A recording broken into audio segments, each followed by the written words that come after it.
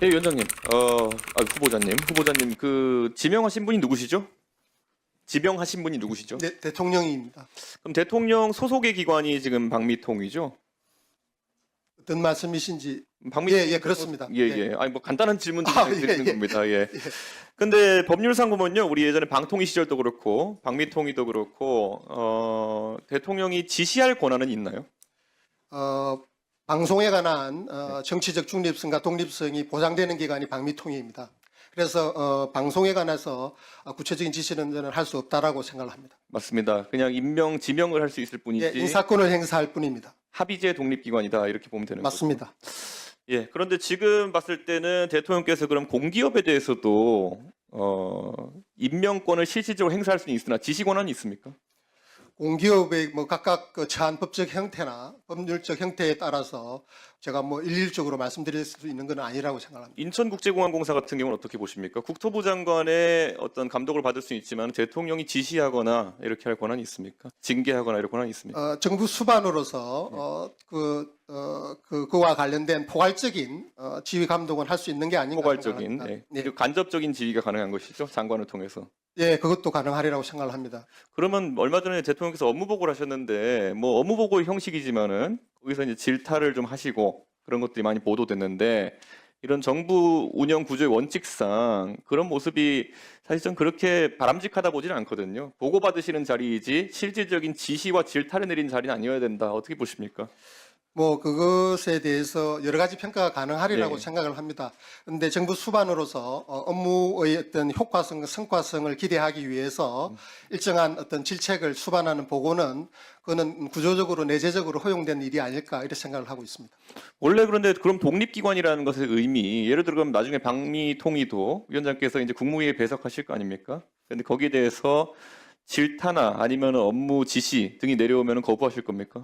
당연히 헌법과 법률에 따라서 직무상 독립성이 보장되어 있는 사안에 대해서는 당연히 거부를 해야 할 것이고, 다만 방미통위 독립기관이라고 하더라도 네. 정부 행정기관이기 때문에 정부 행정기관에 속한 여러 가지 지휘감독권을 받아야 할 부분이 있을 수도 있습니다. 대표적으로 뭐 예산상의 문제라거나 그건 당연히 국회 통제를 받아야 되는 것이고요. 통제도 받지만 대통령이 어떤 말씀하시면 그럼 들으실 의향이 있습니까? 일단 어떤 말씀인지는 듣고 그것이 제가 감당할 수 있는 건지 없는 건지 왜냐면요. 헌법이 허용하는지 예.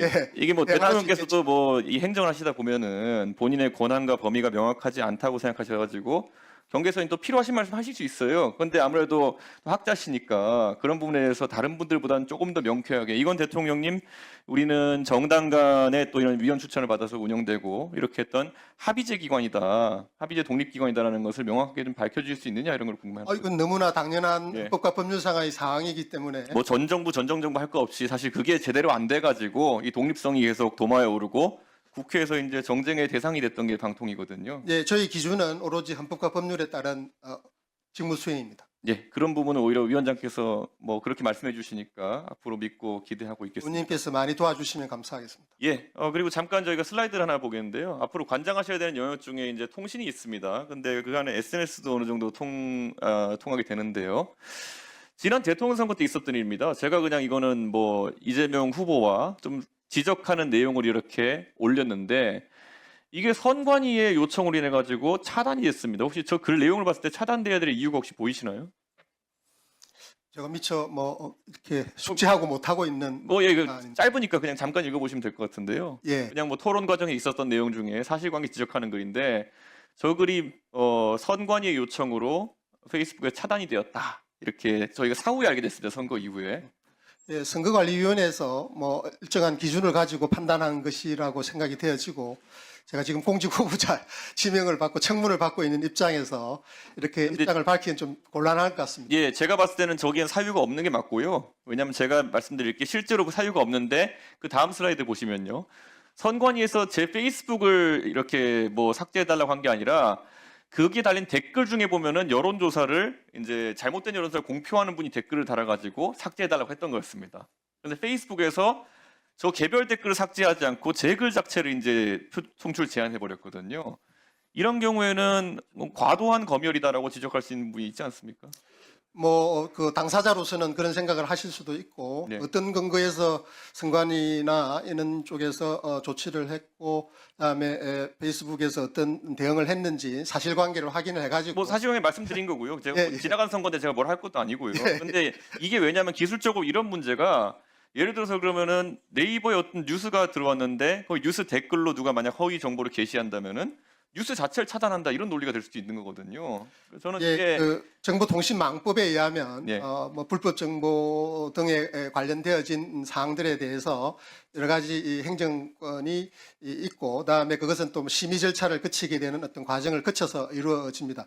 저희 뭐 방미통위의 경우에는 그 심의 결과에 따라서 네. 행정 조치를 기계적으로 할 수 있는 권한만이 있고 그것을 심의위원회의 어떤 독립성을 보장하기 위한 장치로 이해를 하고 있습니다. 그래서 제가 이걸 말씀드리는 이유는 뭐 지나간 건 지나간 거고 앞으로 이런 식으로 선거나 이런 것들은 공직선거는 굉장히 중요하지 않습니까? 그런데 이런 기준대로라면은 제가 상대 후보가 마음에 안 드는 글을 뭐 이렇게 올렸다. 그럼 가가지고 허위 여론조사 익명 아이디로 그냥 달고 오면은 그게 규제의 대상이 된다. 이러면 좀 곤란한 건데 또 반대로 그 페이스북 운영하는 메타 이런 데서는 선관위가 그렇게 하라니까 할 수밖에 없는 거예요. 그래가지고 이런 것들이 선거에 대한 정보라든지 아니면 정부 행정에 대한 정보라든지 이런 것들을 어떻게 거별할까에 대한 프레임워크가 필요하기 때문에 지금 질문 드리는 거거든요. 표현의 자유에 대해서 그래서 이런 부분에서 어떻게 생각하시나요? 예, 그 방미통위에서 할 수 있는 범위가 어떤 범위인지 검토해서 우리 의원님의 어떤 이제 정해진 의견들을- 심의 규정에 따라서 뭐 방심위도 이걸 건드릴 수 있고요. 여러 주체가 있겠지만은 어쨌든 방미통위가 어쨌든 주무부처로서 주무위원회로서 이런 것들에는 프레임워크 틀은 만들어야 되는 거거든요. 네, 그렇다고 생각합니다. 예, 그런 부분 좀 뭐 생각. 예, 유의해서 말씀을 주신 것처럼 그렇지만 법에 정한 바에 의하면 방미통위가 할 수 있는 권한이 그렇게 그 많지가 않습니다. 그러니까 선관위가 저렇게 방어적으로 나오면은 저는 후보 자격이지만은 일반 소비자의 권익을 지킬 수 있는 건 방미통위가 돼야 된다 이런 말씀. 예, 그 관련되어서 저희가 할 수 있는 일들을 찾아보고 검토해서 대응할 수 있으면 대응하도록 하겠습니다. 예,